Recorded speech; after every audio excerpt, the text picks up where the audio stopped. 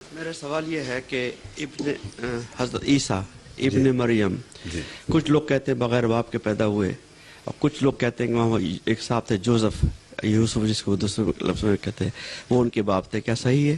میں اس کہتا ہوں جو دوسری بات ہے اس کا میں پہلے جواب دیتا ہوں کہ وہ بالکل غلط بات ہے اور قرآن کریم سے متصادم ہے۔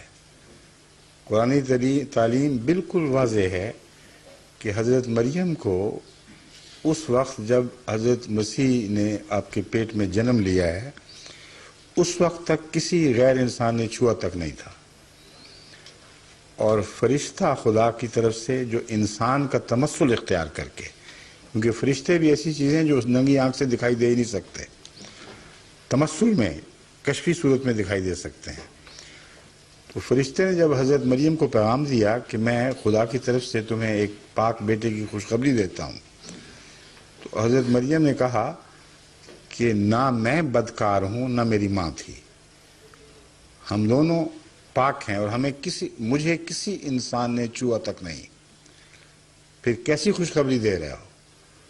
اس نے جواب دیا کذالک، یہ باتیں درست ہیں، ان کے ہوتے ہوئے پھر بھی خدا کی طرف سے خوشخبری دیتا ہوں، کیونکہ وہ اس بات پر قادر ہے کہ جب چاہے وہ جس طرح چاہے کوئی تخلیق فرمائے۔ اس لیے دوسرے سوال کا جواب میں پہلے دیتا ہوں کہ یہ بات بالکل غلط ہے، یہ مدافعانہ پالیسی ہے، لوگوں سے ڈرتے ہیں لوگ کہ سائنسدان اور دنیا کے دوسرے لوگ جو ان باتوں کو مانتے نہیں وہ قرآن نے غلط بات لکھ دی ہے، تو اپنی طرف سے قرآن کے دفاع میں قرآن کا اعتماد ہی اٹھا دیتے ہیں، جو بالکل غلط اور ناجائز بات ہے۔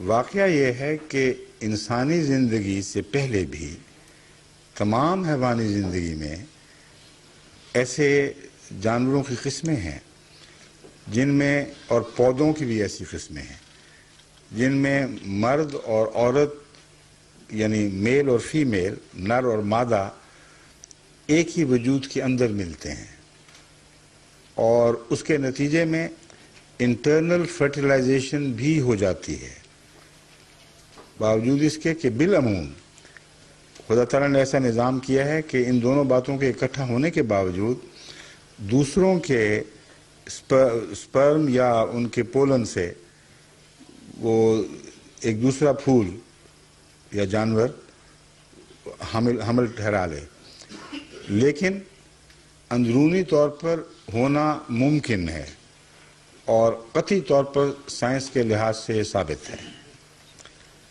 انسانی زندگی میں بھی ایسے شواہد حکماء کو، تمام سائنسدانوں کو مسلم ہیں، بلکہ عامت الناس بھی اس سے واقف ہیں کہ سیکس کی تبدیلی کی خبریں چھپتی رہتی ہیں، یعنی ایک مرد کو عورت بنا دیا ڈاکٹروں نے آپریشن کر کے، یا عورت کو مرد بنا دیا۔ سوال یہ پیدا ہوتا ہے کہ کیا ان میں طاقت ہے کہ مرد کو عورت بنائیں اور عورت کو مرد بنائیں؟ عامت الناس نہیں سمجھتے اس بات کو۔ بات یہ ہے کہ وہ صرف اسی میں وہ تبدیلی ظاہر کر سکتے ہیں جس کو خدا تعالیٰ نے دونوں صفات سے بیک وقت متمتع فرمایا ہو۔ ایسا انسان جس میں مردانہ اعضاء بھی ہوں اور زنانہ اعضاء بھی ہوں، وہ جب تک ان دونوں اعضاء کے ساتھ بڑا ہوتا ہے دونوں میں سے ایک بھی پوری طرح نشو و نما نہیں پا سکتا۔ اس لیے بعض دفعہ ایک نسبتاً زیادہ طاقتور ہو جاتا ہے تو اس شخص کا رجحان اس طرف ہو جاتا ہے، بعض دفعہ دوسرا نسبتاً طاقتور ہوتا ہے مگر پوری نشو و نما نہیں پاتا تو اس کا رجحان ادھر ہو جاتا ہے۔ تو کہتے ہیں، ڈاکٹر پوچھتے ہیں آپ نے لڑکی بننا ہے کہ لڑکا، تو وہ کہہ دیتا ہے یہ بنا دو، اور ڈاکٹر بناتا کچھ نہیں، خدا نے بنایا ہوا ہوتا ہے، ایک حصے کو کاٹ کر الگ کر دیتا ہے، پھر وہ آزادی سے نشو و نما پاتا ہے۔ مگر سائنسدان یہ تسلیم کرتے ہیں کہ دونوں کا بلوغت تک پہنچنا اور ایکٹیویٹ ہونا ناممکن نہیں ہے، اور یہ بھی تسلیم کرتے ہیں کہ اندرونی طور پر ایسے سیلز ہو سکتے ہیں جو لڑکی نے اپنے آباء و اجداد کی نسل سے لیے ہوں اور رحم کے اندر موجود ہوں، لیکن وہ نشو و نما نہ پا رہے ہوں، اور اگر وہ ایکٹیویٹ ہو جائیں تو رحم کے اندر ہی وہ عورت کے اووم یعنی انڈے کو وہ فرٹیلائز کر سکتے ہیں. اور یہ بھی وہ بات ہے جس کو دنیا کے ڈاکٹر تسلیم کرتے ہیں. لیکن اس قسم کی سیلف فرٹیلائزیشن کے متعلق عموماً سائنسدان یہ اعتراض کرتے ہیں کہ ہمارے تجربے میں صرف اس کے نتیجے میں لڑکی پیدا ہونا ثابت ہے، لڑکا پیدا ہونا ثابت نہیں ہے. مگر اب جو نئی تحقیق مسلم ہو چکی ہے وہ یہ ہے کہ ہمارا یہ نظریہ غلط تھا. بعض صورتوں میں جس کو وہ تفصیل سے سائنسی لحاظ سے بیان کرتے ہیں، یہ ناممکن نہیں ہے کہ ایک عورت کسی مرد سے ملے بغیر بچہ پیدا کرے اور وہ بچہ لڑکا بھی ہو، لڑکی نہ ہو. تو سائنس نے جب یہاں تک تحقیق کر لی ہے تو اس کو غیر طبی کہنا ویسے ہی ناجائز ہے. مگر اعتراض صرف یہ اٹھتا ہے کہ کیا ساری کائنات میں جب سے دنیا بنی ہے ایک ہی شخص ہے جس کے ساتھ یہ سلوک ہوا ہے؟ اس کا جواب یہ ہے کہ ایک نہیں ہے، ہوتے ہوں گے بہت سے، مگر ایسی باتوں کو خاندان اچھالتے کب ہیں اور یہی شک کرتے ہیں کہ یہ شاید ناجائز بات ہو. اور ڈاکٹری تحقیق یا سائنٹیفک ریسرچ کا پرانے زمانے میں موقع ہی کوئی نہیں تھا. یہ ترقی کرتے کرتے اب اس مقام پہ پہنچی ہے کہ گہرے مطالعہ کے بعد، ان کے جینیٹک سیلز کے مطالعے کے بعد، ان کے D N A R N A کو دیکھتے ہوئے یہ دیکھ سکیں کہ واقعتاً یہ لڑکی کماری تھی یا کسی غیر مرد سے ملی تھی. پہلے زمانوں میں کہاں یہ سہولتیں تھیں. اور ابھی بھی اگر کوئی واقعہ ہوگا تو کوئی بتائے گا نہیں کسی کو، کیونکہ لوگوں نے شک ہی کرنا ہے.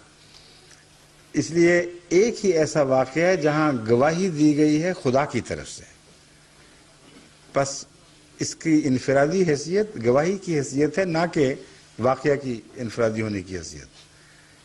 یہ ہو سکتا ہے تو ہوا ہے، لیکن تصرف الہی کے تابع ایسا ہوا. اور اس قرآن کریم کا ساری دنیا پر یہ احسان ہے کہ ایسی بچیوں کو الزام سے پاک کر دیا جو یہ اصرار کریں اور خدا کی قسم کھا کے گواہی دیں کہ ہم پاک ہیں. جب یہ پاک کر دیا گیا تو اب کسی کا یہ حق نہیں جب تک وہ اقرار نہ کرے یا دوسرا مرد پکڑا نہ جائے جس نے اس سے کوئی ایسی حرکت کی، اس کو کوئی سزا نہیں مل سکتی. لیکن اب سائنسی ذریعے سے یہ ممکن ہو گیا ہے کہ ایسی عورت کے دعوے کی تحقیق کی جا سکے اور پھر ثابت کر دیا جائے کہ واقعتاً معصوم تھی کہ نہیں تھی. اتنے لمبے جھگڑوں کی کوئی ضرورت نہیں، کیونکہ ایسے واقعات دبا دیے جاتے ہیں. تو قرآن کریم کی روح سے خدا ہر چیز پر قادر ہے، اس میں کوئی شک نہیں. لیکن ایک قادر ذات ایسے قوانین نہیں بنایا کرتی جس کو اسے خود توڑنا پڑے. اس لیے جماعت احمدیہ کا یہ مسلک بھی غور سے سمجھنا چاہیے. ہم ہرگز یہ نہیں کہتے کہ خدا ہر چیز پر قادر نہیں ہے. ہم یہ کہتے ہیں قادر بھی ہے اور حکیم بھی ہے. انسانی قوانین اس لیے ٹوٹتے ہیں کہ انسان مستقبل میں اپنے ذہن کو پہنچا نہیں سکتے کہ شاید یہ ضرورت پڑ جائے، شاید وہ ضرورت پڑ جائے. اس لیے بار بار قانون بنتے اور ٹوٹتے ہیں. قانون قدرت کا کمال ہے، اور یہ خدا کی ہستی پر سب سے بڑی گواہی ہے کہ 20 ارب یا کچھ کم سال سے یہ قوانین جاری ہیں اور ان کو توڑنے کی ضرورت نہیں پڑی. تمام قوانین مکمل طور پر ایک دوسرے کے ساتھ ہم آہنگی کے ساتھ جاری ہیں. تو خدا کو کیا ضرورت ہے ایسے قوانین بنانے کی جن کے مطابق بعد میں وہ کہے ہو یہ تو توڑنے کی ضرورت پڑے گی. اس لیے قوانین کے اندر گنجائش رکھی ہوئی ہے اللہ تعالیٰ نے. اس لیے غیر طبی باتیں وہ نہیں کیا کرتا، اس کی شان کے خلاف ہے.